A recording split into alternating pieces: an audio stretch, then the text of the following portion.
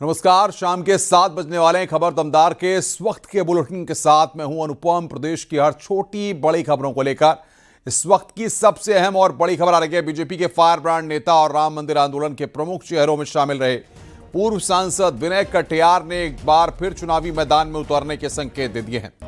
विनय कटियार ने साफ तौर पर कहा कि 2027 के विधानसभा चुनाव का वो अयोध्या से लड़ेंगे। अयोध्या में अपने आवास पर विनय कटियार ने कार्यकर्ताओं के साथ बैठक भी की।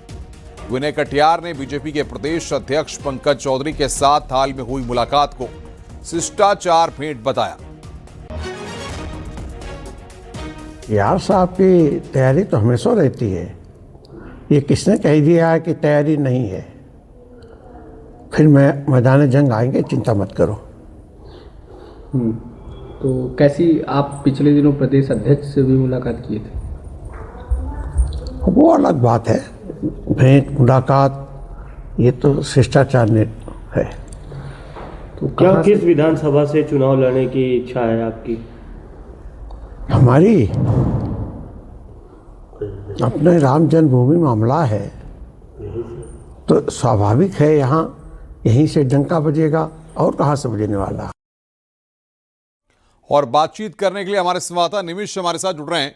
निमिष, किस परिप्रेक्ष्य में विनय कटियार ने इस बयान को दिया है और क्या माना जाए 2027 में विनय कटियार चुनाव लड़ने का मन बना चुके हैं?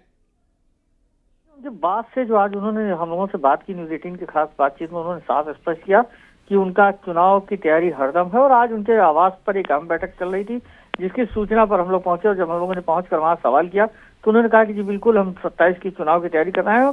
और ऐसा नहीं है कि हम चुनाव की तैयारी आज कर रहे हैं, हम चुनाव की तैयारी हमेशा कर रहे थे और हमारी तैयारियां पूरी है और हम 27 में मैदान जंग में नजर आएंगे, ऐसा उन्होंने अपने बात में कहा। इसके साथ ही उन्होंने प्रदेश अध्यक्ष से मुलाकात को लेकर भी कहा कि वो मेरी शिष्टाचार मुलाकात थी लेकिन हम तैयारी कर रहे हैं। और इसके साथ ही स्पष्ट किया कि अयोध्या से चुनाव लड़ेंगे। उन्होंने कहा था कि राम जन्मभूमि आंदोलन में हम थे, हमारा स्वाभाविक यहीं से हमारा डंका बजेगा। तो कुल मिलाकर जो आज विनय कटियार ने साफ संकेत दिए हैं वो इससे स्पष्ट किया है कि 27 के विधानसभा के चुनाव में विनय कटियार अयोध्या से ताल ठोक सकते हैं, जिसको लेकर आज अपने कार्यकर्ताओं के साथ उन्होंने अपने आवास पर भी बड़ी बैठक की। और बैठक के बाद उन्होंने स्पष्ट मीडिया से कहा कि हम 27 के चुनाव की तैयारी में हैं। निमिष, बहुत बहुत शुक्रिया आपका हमारे साथ जुड़ने के लिए और बातचीत करने के लिए।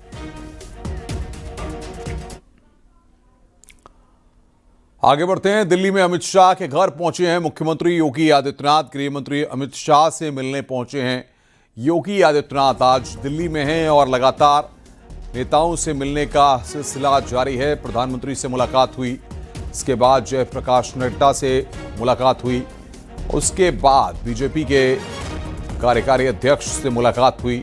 तो लगातार नेताओं से मिलने का सिलसिला जारी है। तो गृह मंत्री अमित शाह से मिलने पहुंचे हैं मुख्यमंत्री योगी आदित्यनाथ। अमित शाह के घर पहुंचे हैं।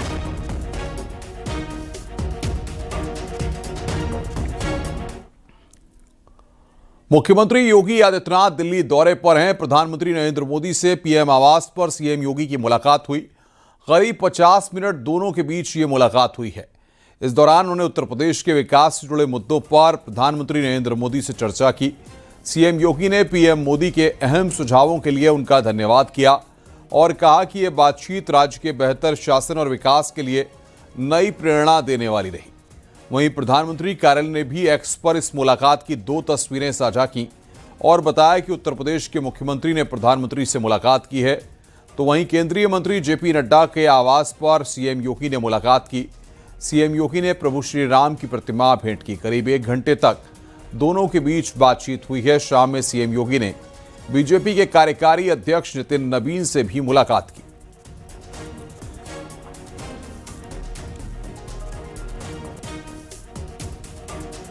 तो लगातार मुलाकातों का सिलसिला यहां पर जारी है।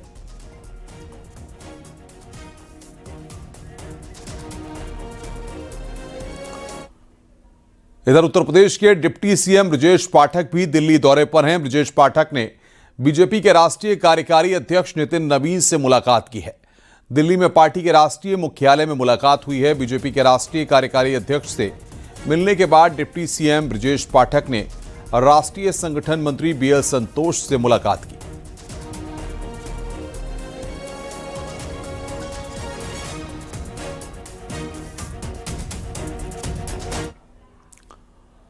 पूर्व मुख्यमंत्री कल्याण सिंह की आज जयंती है। दिल्ली दौरे से पहले लखनऊ में मंत्री संदीप सिंह के आवास पर आयोजित कार्यक्रम में सीएम योगी शामिल हुए। उन्होंने कल्याण सिंह को पुष्पांजलि अर्पित की। अपने संबोधन में सीएम योगी ने कहा कि 1991 से पहले गुंडागर्दी थी, आतंकी गतिविधियां सिर उठा रही थी, अराजकता कुव्यवस्था थी। गुलामी को दूर करने के लिए हिंदू समाज छटपटा रहा था। अपने आराध्य भगवान श्री राम के प्रति बाबूजी ने सरकार छोड़ दी। गुलामी के ढांचे को गिराने की सारी जिम्मेदारी बाबूजी ने ली। और राम जन्मभूमि आंदोलन चरम की ओर बढ़ा। राम भक्तों की भावनाओं का सम्मान करते हुए, पूज्य संतों की भावनाओं का सम्मान करते हुए, अपने आराध्य प्रभु श्री राम के प्रति अपनी सत्ता को भी उन्होंने बलिदान करने में कोई संकोच नहीं किया। उनकी सरकार गई, लेकिन गुलामी के ढांचे को हटाने के जिस प्रण के साथ राम भक्त आगे बढ़े थे, उन्होंने सारी जिम्मेदारी अपने ऊपर लेकर के भगवान राम के प्रति, अपने प्रभु के प्रति अपने कर्तव्यों का निर्वहन करने में तनिक भी देर नहीं लगाई। 1991 में जब उन्होंने उत्तर प्रदेश की बागडोर संभाली थी, उत्तर प्रदेश में अव्यवस्था थी, अराजकता थी, गुंडागिर्दी थी, आतंकी गतिविधियां सिर उठा रही थी।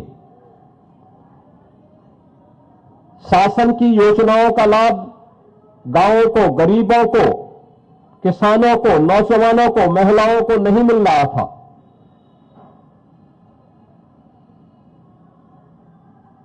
एक और अराजकता थी, कुव्यवस्था थी, और दूसरी ओर 500 वर्षों की गुलामी को दूर करने के लिए छटपटा रहा हिंदू समाज। उन स्थितियों में बाबूजी ने उत्तर प्रदेश की कमान अपने हाथों में ली थी। उत्तर प्रदेश पुलिस भर्ती परीक्षा में अभ्यर्थियों के लिए बड़ी राहत की खबर है। उम्र की सीमा में छूट की मांग पूरी हो गई है।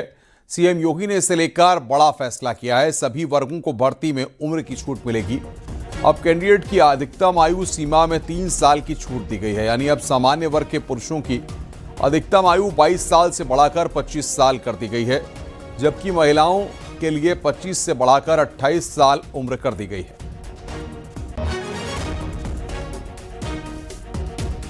उसके समकक्ष के 32,679 पदों पर भर्ती के लिए ऑनलाइन आवेदन की प्रक्रिया जारी है। कुछ अभ्यर्थियों और नेताओं की ओर से मांग की गई थी कि अधिकतम आयु में छूट प्रदान की जाए। अभ्यर्थियों की इस मांग को योगी सरकार ने मांग लिया है। योगी सरकार की ओर से ऐलान कर दिया गया है कि सभी वर्ग के अभ्यर्थियों की अधिकतम आयु में 3 साल की छूट प्रदान की जाएगी। सामान्य वर्ग के पुरुष अभ्यर्थियों के लिए अधिकतम आयु 22 साल होती थी, जो बढ़ाकर 25 साल कर दी गई है। वहीं सामान्य वर्ग की महिला अभ्यर्थियों के लिए अधिकतम आयु जो 25 वर्ष होती थी, उसे अब 28 वर्ष कर दिया गया है। तो वहीं SC, ST, OBC वर्ग के जो पुरुष अभ्यर्थी हैं, उनके लिए अधिकतम आयु 27 वर्ष होती थी, जिसको बढ़ाकर 30 वर्ष कर दिया गया है।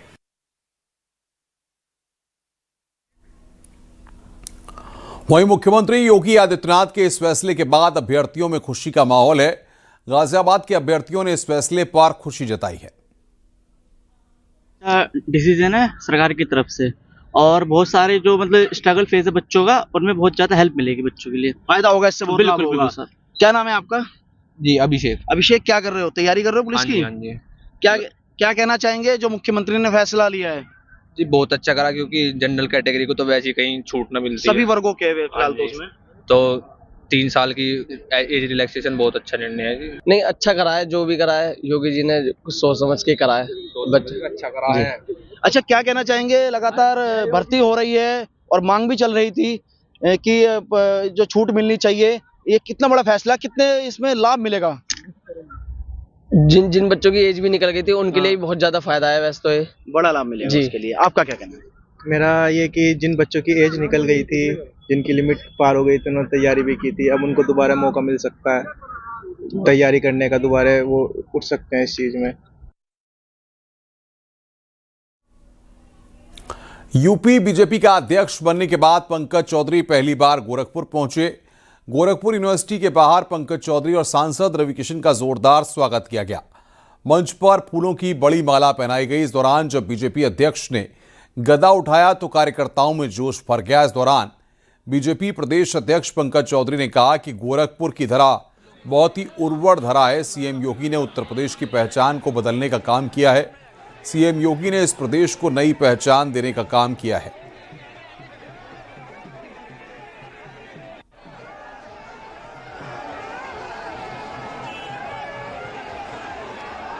है जहां की आज उत्तर प्रदेश के यशस्वी मुख्यमंत्री को भी दूसरी बार मुख्यमंत्री बनाने का काम यही धरा करने का काम।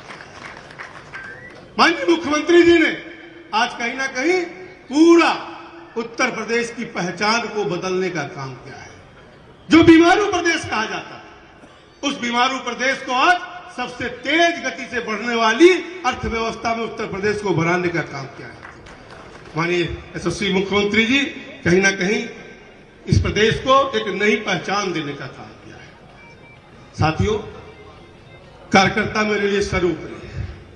क्योंकि ये गोरखपुर क्षेत्र है, अभी मैं पश्चिम में आ रहा था, गया था कई जगहों पे, लेकिन कम से कम इस गोरक्षनाथ क्षेत्र में हमारे जिले के तो कार्यकर्ता हमको जानते हैं, लेकिन क्षेत्र के भी लोग, नेता जो हमारे हैं, वो अगल बगल जरूर सुनते होंगे कि मैं कार्यकर्ता ओरिएंटेड नेता हूं।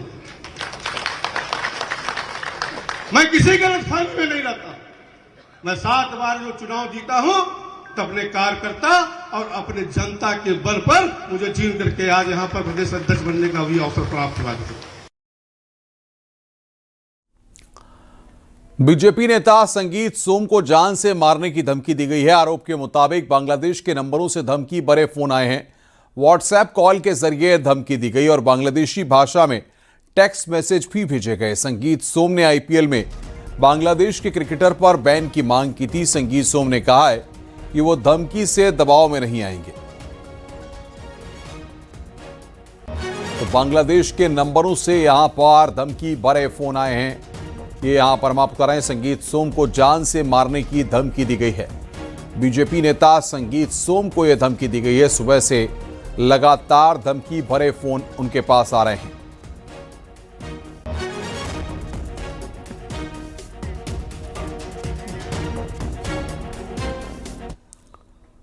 प्रयागराज से खबर है, ज्वेलरी शॉप से 14 लाख के गहने चोरी हुए हैं। शोरूम में चोरी सीसीटीवी कैमरे में कैद हुई है। 4 महिलाओं ने 14 मिनट में 14 लाख के गहने चुराए। छोटे बच्चों के साथ शोरूम में पहुंची थी महिलाएं। एक महिला ने सेल्समैन को बातों में उलझाया, बाकी महिलाओं ने ज्वेलरी पर हाथ साफ किए। 4 अज्ञात महिलाओं पर एफआईआर दर्ज की गई है। महिलाओं की तलाश में पुलिस जुटी हुई है। सिविल लाइन के पौष इलाके का यह पूरा मामला है।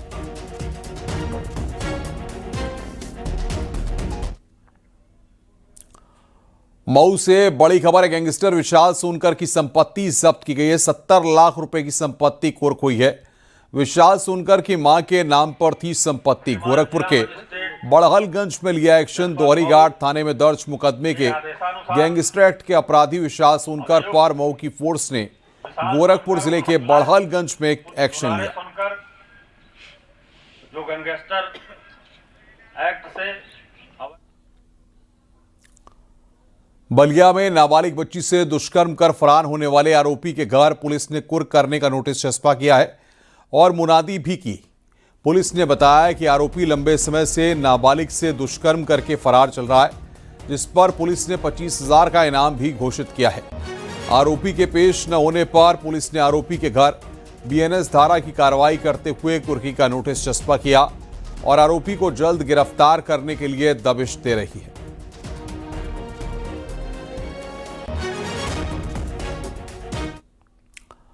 कन्नौज की जिला जेल से 2 कैदियों के फरार होने के मामले में एक्शन हुआ है। डीजी जेल ने एक जेलर, एक डिप्टी जेलर, एक हेड जेल वार्डर और एक जेल वार्डर को सस्पेंड तत्काल प्रभाव से कर दिया है। पूरे मामले में कन्नौज जिला जेल के अधीक्षक की भूमिका की जांच डीआईजी जेल कानपुर रेंज को दी गई है। बता दें कि कन्नौज जिला जेल से 2 कैदी फरार हो गए। दोनों कैदी कंबल की रस्सी बनाकर जेल की दीवार फांदकर फरार हुए। पूरे इलाके की नाकेबंदी करके फरार कैदियों की तलाश की जा रही है। सूत्रों के मुताबिक जो 2 कैदी फरार हुए हैं उनके नाम अंकित और डिम्पी हैं, जो महिला बैरक के पीछे की दीवार फांदकर फरार हुए। इसमें अंकित चोरी के आरोप में जेल में बंद था, जबकि डिम्पी पॉक्सो एक्ट में बंद था।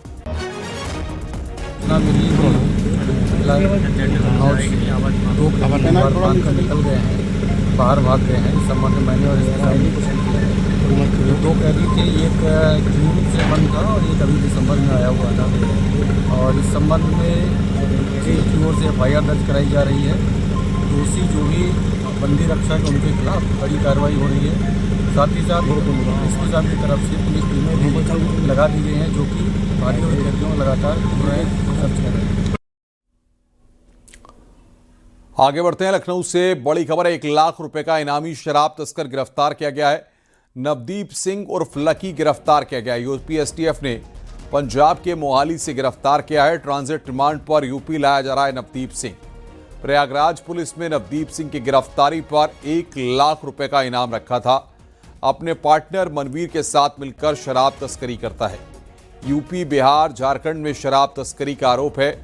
चंडीगढ़, पंजाब से अवैध शराब को ट्रकों के जरिए यूपी, बिहार, झारखंड भेजता है आरोपी। ट्रकों में अंडे, मुर्गी, दाना, प्लास्टिक स्क्रैप के साथ छुपा कर भेजता था। अवैध शराब मामले में 2022 में रांची से गिरफ्तार हुआ था नवदीप सिंह। 2023 में यूपी के रास्ते बिहार, झारखंड शराब बेच रहा था। आरोपी ट्रक में अंडे के गत्तों की आड़ में रखी शराब को एसटीएफ ने बरामद किया था। इस मामले में ट्रक ड्राइवर को गिरफ्तार कर जेल भेज दिया गया था। इसी मामले में फरार नवदीप सिंह पर 1 लाख रुपए का इनाम रखा गया था। ट्रांजिट रिमांड पर यूपी लाया जा रहा है नवदीप सिंह।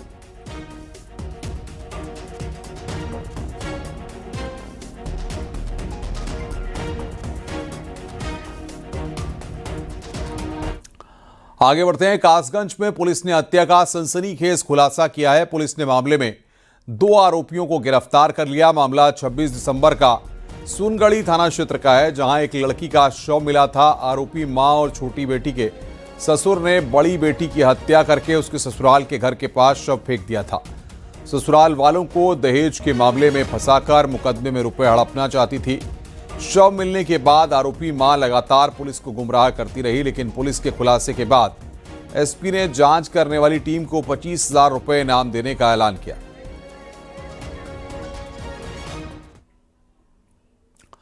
और इस बीच मुख्यमंत्री योगी आदित्यनाथ के दिल्ली दौरे के बीच बड़ी खबर। उत्तर प्रदेश में संभावित मंत्रियों के नाम सामने आए हैं। बड़ी खबर, भूपेंद्र सिंह बन सकते हैं मंत्री। बलदेव औला कैबिनेट में शामिल हो सकते हैं। अशोक कटारिया, गोविंद नारायण शुक्ला का भी नाम। बड़ी खबर यहां पर। तो इस वक्त की बड़ी खबर हम आपको बता रहे हैं। सीएम योगी के दिल्ली दौरे के बीच में बड़ी खबर, संभावित मंत्रियों के नाम यहां पर सामने आए हैं। संकेत बातचीत करने के लिए हमारे संवाददाता। संकेत, क्या जानकारी लग पा रही है? दिल्ली के दौरे पर है मुख्यमंत्री और इस बीच इन नामों का सामने आना क्या बताता है? बिल्कुल, जिस तरीके से मुख्यमंत्री योगी आदित्यनाथ ने आज दिल्ली में बड़े नेताओं से मुलाकात की है और ये उत्तर प्रदेश में दरअसल बहुप्रतीक्षित मंत्रिमंडल विस्तार है और चर्चा ये थी कि खरमास के बाद ही मंत्रिमंडल का विस्तार किया जाएगा, यानी कि मकर संक्रांति के बाद विस्तार की चर्चाएं तेज थी। इसी बीच आज मुख्यमंत्री योगी आदित्यनाथ ने भारतीय जनता पार्टी के राष्ट्रीय अध्यक्ष, राष्ट्रीय कार्यकारी अध्यक्ष से मुलाकात की और राष्ट्रीय अध्यक्ष जेपी नड्डा से मुलाकात की और इसके अलावा प्रधानमंत्री नरेंद्र मोदी से वो मिले। यानी कि बड़े नेताओं से आज मुख्यमंत्री योगी आदित्यनाथ की दिल्ली में मुलाकात हुई है और मंत्रिमंडल की विस्तार की चर्चाओं के बीच में ये मुलाकात काफी अहम मानी जा रही है। और इस लिहाज से अहम मानी जा रही है कि दरअसल विधानसभा का चुनाव 2027 का नजदीक है। ऐसे में भारतीय जनता पार्टी, योगी सरकार एक मजबूत और एक नई टीम जो जाति और क्षेत्रीय समीकरणों को साधते हुए चुनावी मैदान में उतारी जाए, वो चीज उसी टीम से ये भारतीय जनता पार्टी उत्तर प्रदेश में चुनावी व्यूह सजाएगी। और उसमें जो नाम सामने आ रहे हैं, जो संभावित नाम है, उसमें पिछले दिनों भारतीय जनता पार्टी के जो प्रदेश के अध्यक्ष रहे भूपेंद्र चौधरी, उनको मंत्रिमंडल में शामिल किया जा सकता है। और पश्चिम की सियासत को साधने के लिहाज से उस कोटे से भूपेंद्र चौधरी मंत्री बनाए जा सकते हैं योगी कैबिनेट में। वहीं दूसरी तरफ पूजा पाल का नाम भी चर्चाओं में तेज है कि पूजा पाल को भी मंत्री बनाया जा सकता है। वही गोविंद नारायण शुक्ला जो कि प्रदेश महामंत्री हैं भाजपा के और MLC हैं, ये वो नाम है जो कुछ चेहरे संगठन से सरकार में जाएंगे और कुछ चेहरे सरकार से संगठन में और संगठन से सरकार में जाएंगे। यानी कि आधा दर्जन से ज्यादा नए मंत्री बनाए जा सकते हैं। और जो कोटा है वो 54 का है और 54 मंत्री इस समय है और 60 मंत्री होने चाहिए। तो ऐसे में अभी 6 की जगह खाली है, तो नए मंत्री बनाए जा सकते हैं। वही जो सबसे बड़ी बात है कि विभागों में बढ़ाया जा सकता है। और साथ ही साथ पूजा पाल को लेकर के भी चर्चाएं हैं कि पूजा पाल को भी शामिल किया जा सकता है। तो क्या इसे 2027 के तौर पर एक बड़ा दांव समझा जा सकता है? भारतीय जनता पार्टी को आगामी पंचायत चुनाव, विधानसभा चुनाव में जाना है और उससे पहले जाति और क्षेत्रीय समीकरणों को साधते हुए बीजेपी इस रणनीति पर काम कर रही है। और मंत्रिमंडल का विस्तार इसी रूप में तय माना जा रहा है कि पूजा पाल चूंकि पाल समाज से आती हैं और पूजा पाल को मंत्री बनाया जा सकता है, भूपेंद्र चौधरी को बनाया जा सकता है, अशोक कटारिया गुर्जर चेहरे हैं और योगी वन में मंत्री भी परिवहन मंत्री रहे हैं। तो ऐसे में और बलदेव औलख का कद बढ़ाया जा सकता है। और जो सबसे खास बात है कि उत्तर प्रदेश के जो मंत्रिमंडल में कई ऐसे मंत्री हैं जिनकी छुट्टी भी हो सकती है, उनको संगठन में भेजा जा सकता है। राष्ट्रीय टीम बननी है, राष्ट्रीय टीम में भेजा जा सकता है संगठन की। वही सरकार में कई मंत्रियों के विभागों में फेरबदल की भी चर्चा तेज है। यानी कि आधा दर्जन से ज्यादा मंत्रियों के विभाग में फेरबदल तय माना जा रहा है और कई राज्य मंत्रियों के विभाग में फेरबदल ये तय माना जा रहा है। यानी कि यूपी में एक बड़ी तैयारी आगामी विधानसभा चुनाव से पहले मुख्यमंत्री योगी आदित्यनाथ इसी मूड में है। और जिस तरीके से उत्तर प्रदेश में काम कर रही है सरकार और संगठन जिस हिसाब से जमीनी स्तर पर मजबूती से जुटा हुआ है, ये कोशिश है बीजेपी की एक मजबूत टीम, सशक्त टीम से जनता के बीच में जाया जाए, जाति और क्षेत्रीय समीकरणों को साधा जाए।